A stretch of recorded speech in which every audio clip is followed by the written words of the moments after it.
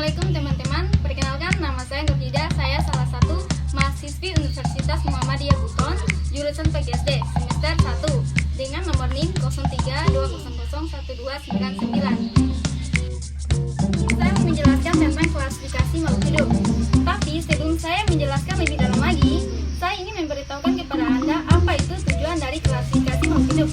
Ya, tujuannya itu untuk mempermudahkan kita untuk mengenali makhluk hidup yang satu dengan makhluk hidup yang lainnya.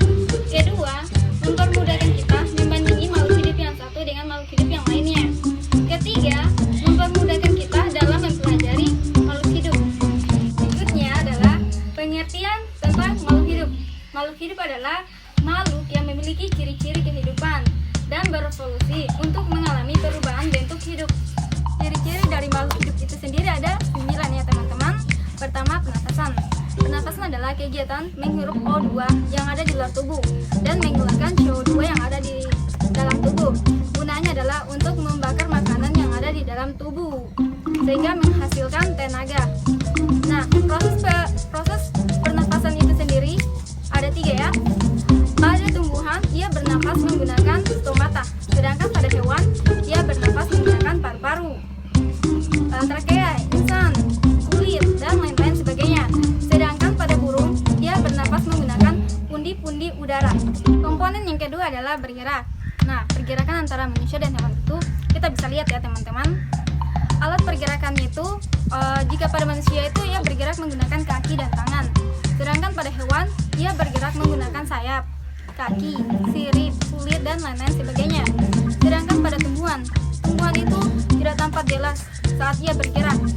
Contohnya seperti ketika kita menyentuh tanaman putri malu ya. Nah, ketika kita menyentuhnya, perlahan daun tersebut akan menutup, namun kita tidak menyadarinya. Nah, komponen yang ketiga adalah makanan. Kita diharuskan mengonsumsi makanan yang mengandung zat-zat yang dibutuhkan oleh tubuh. Fungsi dari makanan itu sendiri yaitu sebagai zat pembangun, pengganti sel-sel tubuh yang rusak, dan juga sebagai tenaga. Nah, di sini juga ada makhluk hidup yang bisa membuat makanannya sendiri. Makhluk hidup itu yaitu tumbuhan melalui proses fotosintesis.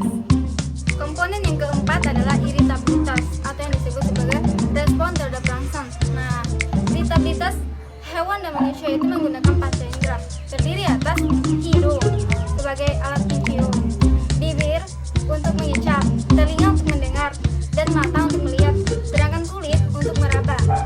Komponen yang kelima adalah tumbuh. Nah, makhluk hidup itu mengalami perkembangan dan pertumbuhan. Contohnya, ketika kita menanam biji itu akan tumbuh menjadi kecambah. Setelah itu tumbuh menjadi tanaman kecil, dan lama kelamaan akan tumbuh menjadi tanaman yang besar. Komponen yang keenam adalah berkembang biak.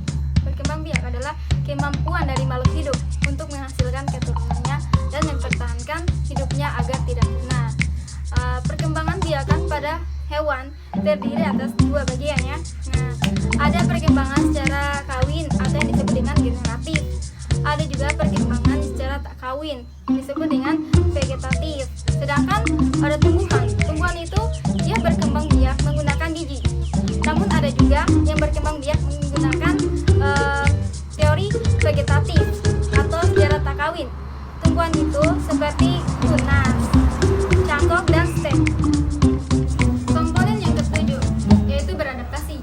Beradaptasi adalah kemampuan makhluk hidup dalam menyesuaikan dirinya terhadap lingkungannya. Jika makhluk hidup tersebut tidak mampu menyesuaikan dirinya terhadap lingkungannya, maka makhluk tersebut akan mati atau punah. Nah, komponen ke-8 adalah suhu. Makhluk hidup mampu hidup pada suhu tertentu. Misalnya, pada ikan mampu hidup pada suhu 30 derajat Celcius. Sedangkan pada bakteri mampu hidup pada suhu 80 derajat Celcius. Sedangkan pada tumbuhan mampu hidup pada suhu 0 sampai 43 derajat Celcius. Nah, komponen yang ke-9 adalah ekspresi.